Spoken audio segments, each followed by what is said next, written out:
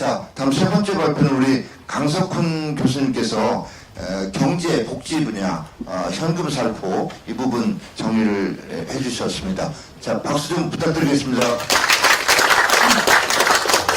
네, 안녕하세요. 오랜만에 인사드립니다. 강석훈입니다. 저도 한 5분 내외로 좀 발표를 간단하게 하려고 하는데요. 이번에 베네수엘라를 보면서 제가 많이 느낀 거는 의회 장악이라든지 사법 장악, 그리고 언론 장악, 그리고 포퓰리즘 이런 부분은 베네수엘라에서 벌어졌던 일들이 한국에서도 놀랄만큼 유사하게 진행되고 있다는 거는 뼈저리게 느꼈는데, 다만 제가 이 경제 이쪽을 좀 베네수엘라 경제를 보니까 베네수엘라처럼 경제가 된다는 것을 우리 국민들에게 보다 잘 설득하려면 베네수엘라 경제를 조금 안 다음에 이런 것들을 감안해서 말씀을 하는 것도 좋겠다라는 생각을 갖게 되었습니다. 그래서 먼저 제가 베네수엘라 경제를 여기 하나의 그래프로 좀 보여드리려고 하는데, 이게 베네수엘라 경제입니다. 쭉 보시면 여기가 이제 빨간색으로 되어 있는 게 1인당 GDP입니다. 1인당 GDP고, 그 다음에 여기 파란색으로 왔다 갔다 하는 것들이 이제 경제 성장률입니다. 이걸 보시면 바로 여러 가지 것들이 보여질 수가 있는데, 베네수엘라는 80년부터 경제가 플러스 마이너스를 계속 반복해왔던 아주 불안정한 경제였다라는 걸 여러분 보실 수 있을 겁니다. 한국이 저 기간 동안에 마이너스 성장을 한 거는 97년 딱 한 번이거든요. 그래서 한국 경제와는 구조적으로 좀 다른 경제다라는 말씀 먼저 드리고 싶고, 그 다음에 이제 베네수엘라가 최근에 와서 이렇게 급격하게 올라갔던 것은 아주 최근 일이다. 물론 과거에도 베네수엘라가 한 5,000불 1인당 GDP가 5,000불 내외에서 있었던 나라라서 남미 국가치고는 굉장히 잘 사는 나라임에도 불구하고, 베네수엘라가 이 2000년, 10년대 초반에 이게 1인당 소득이 12,000불 언저리까지 가는 건 매우 이례적인 일이었고, 이 이례적인 일의 배경에는 바로 유가 상승이 있었다. 그래서 이 유가 상승이 만약에 없었다면 베네수엘라가 계속 이 수준에서 크게 변하지 않았을 것이다라고 우리가 추론할 수 있다고 생각됩니다. 따라서 베네수엘라 경제는 2000년대 중반에 있었던 갑작스러운 고유가가 상황에서 베네수엘라가 이거를 제대로 대처하지 못했기 때문에 발생했던 문제다라는 것들을 일단 말씀드릴 수가 있고요. 또 하나는 베네수엘라가 여기 보시면 2008년 언저리가 지금 12,000불 정도 돼서, 이때가 US 달러로 치면 GDP, 전체 GDP가 한 3천억 정도 달러 정도 될 겁니다. 근데 2008년 언저리에 우리나라는 1조 달러 정도 되는 나라거든요. 그래서 이 가장 베네수엘라가 잘 나갔을 때도 우리 경제의 약 3분의 1 수준의 경제였기 때문에 대한민국 경제를 베네수엘라 경제로 바로 비교하는 거는 이런 것들을 감안해 비교해야 된다는 말씀 하나 드리고, 다만 베네수엘라 경제가 급격하게 하락한 모습은 바로 여기 2008년도에 12,000달러까지 갔던 게 지금은 베네수엘라가 한 3,000달러 정도로 떨어졌다고 보통 얘기하거든요. 그러니까 수준이 3분의 1로 떨어진 거니까 우리랑 비교하게 되면 우리나라 경제 현재 1인당 소득이 약 3만 달러가 좀 넘는데 이게 10,000달러 수준으로 떨어졌다. 이런 지금 위기가 베네수엘라에서 진행되고 있다는 말씀을 좀 드리겠습니다. 그래서 제가 빠른 속도로 왜 그러면 이 베네수엘라가 이 시기에 왜 자기네가 이걸 계속 가지 못하고 이렇게 추락할 수밖에 없었는가, 이게 지금 우리가 베네수엘라 리포트에서 보려고 하는 내용이 되겠습니다. 그래프 하나 더 있습니다만 이건 그냥 생략하도록 하겠습니다.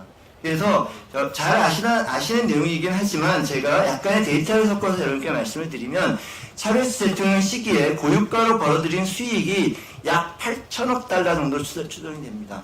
8천억 달러면 저 나라가 지금 저 시기에 평균적으로 GDP가 한 2,500억 불 정도 내외였으니까 8천억 불이면 한 3년치의 GDP가 고수익 석유 가격이 올라가서 들어갔다는 건데, 이거를 대부분 무상복지에 사용을 했고요.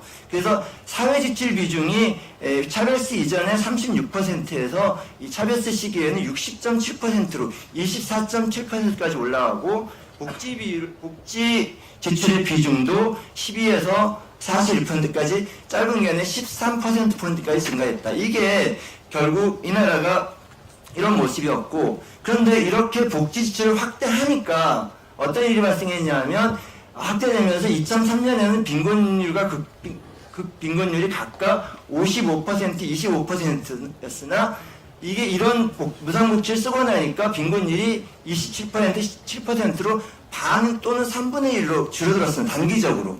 그런데 결국 이게 그리고 또 지니 개수도 98년에 0.48에서 2011년에는 0.390으로 떨어져서 라틴 아메리카 중에 제일 소득 분배가 괜찮은 나라다라고 얘기가 됐었는데 결국 이게 지속을 못하니까 최근 다시 증가세로 올라서 왔고 최근에는 2017년에는 빈곤율이 87%까지 증가하고 극빈층도 60%까지 증가했다는 통계도 있습니다. 그러니까 무상복지 지출의 급격한 확대가 단기적으로 빈곤층을 줄이고 소득 분배를 개선시킨 경우가 있었으나 이게 지속되지 않음으로 해서 소득 분배는 훨씬 더 악화되고 빈곤층이 급격하게 늘어났다는 임플리케이션이 있는 얘기가 되겠습니다. 그 다음에 GDP 퍼즐식 복지 확대와 재정 파탄의 파트를 보시면 GDP 대비 정부의 세금 수입 비중이 2015년에는 20%에 달했는데요. 이거는 근데 최근 데이터는 GDP 대비 세금이 6.7%밖에 안 들어온다는 그런 얘기인데 그 다음에 저유가 시기를 거치면서 재정 수지도 17%였는데 최근에 32% 이렇게 증가가 돼서 제가 데이터를 보여드린 겁니다만 무상복지 하다가 세원도 세원이 다 고갈되고 그 다음에 정부 부처도 급격하게 증가했다라는 포인트라고 말씀드릴 수 있겠습니다. 그 다음에 석유의 국유화 이런 얘기인데 차베스 정권 출범 이후에 석유회사 PDVSA를 국유화했는데 여기서 여러 가지 전문성에 부족한 인력을 파견한다든지 그 다음에 이런 비효율성이 있었고 그 다음에 석유 의존가 높은 경제 구조에서 전부 석유 수입을 무상복지에 쓰다 보니까 재투자가 안 돼서 지금 베네수엘 생산량이 97년에는 1인당 323만 달러까지 배럴까지 생산했으나 최근에는 1일 생산량이 84만 배럴까지 줄어들었으니까 투자가 안 돼서 비효율이 급격하게 쌓였던 모습이다라는 말씀을 드리겠습니다. 그리고 이 베네수엘라는 주요 산업도 많이 국유화를 했는데 여기 보면은 여러 가지 이유로 기초산업은 나라에 중요하다는 이유로 식품산업은 국민들이 먹고 산다는 이유로 공공서비스는 국민들의 중요한 공공서비스라는 이유로 금융기관들도 중요하다는 이유로 여러 이런 회사들을 다 국유화하는 조치를 취했습니다. 이게 베네수엘라 모습이고 그 다음에 자의적 기업규제 강화 사유재산권 침해 부분은 2010년에 차베스 정부가 평가 절하를 하고 인플레 진정과 물자 부족의 문제를 해결하기 위해 소비자 보호법을 제정했는데 이 법은 기업체가 근거 없이 또는 법을 위반하여 상품 가격을 인상하면 정부가 해당 기업의 자산을 몰수할 수 있게 하는 전형적으로 사유재산권을 침범하는 이런 반시장 정책이 있었었고요. 그 다음에 가격을 올리려고 그러면 정부에 대해서 왜 올려야 되는지를 다 리포트함으로 해서 기업들을 굉장히 자의적으로 컨트롤하려고 했었다는 말씀을 드리겠습니다. 그럼 이런 것들을 통해서 우리가 몇 가지 시사점만 말씀을 드리면 문재인 정부가 복지 지출의 재원이 되는 경제 활성화와 산업 및 기업의 기업 경쟁력 강화와 같은 세입 증대 노력은 소홀히 한 채 복지 지출을 무분별하게 증가시키고 있다. 저는 그러니까 이 문재인 정부에 대한 비판을 할 때 복지 지출을 무조건 늘린다. 그거 포인트보다는 이걸 충분한 재원을 마련하지 않은 상태에서 늘린다는 포인트로 저희가 얘기를 해야 되지 않을까라는 생각이 됩니다. 그리고 재정 건전성이 급속 악화되는 거는 여러분 잘 아시겠지만 이거는 제가 2017년도에 660조 원이던 국가채무가 2023년에는 1061조 원에 달하고 그 다음에 GDP 대비 국가채무 비율도 2017년 36%에서 2023년에는 46%로 약 10%포인트 이상이 급증하는데 이 비율로 지금 정부가 디자인하고 있는 걸로 가려면 제가 그냥 간단하게 계산을 해보면 2030년 이전에 우리가 선진국의 GDP 대비의 마지노선이라는 60%에 근접할 것으로 예상이 되고 사실 특히 공기업을 포함한 부채를 계산할 때는 100%에 근접할 수도 있다는 말씀을 드리겠습니다.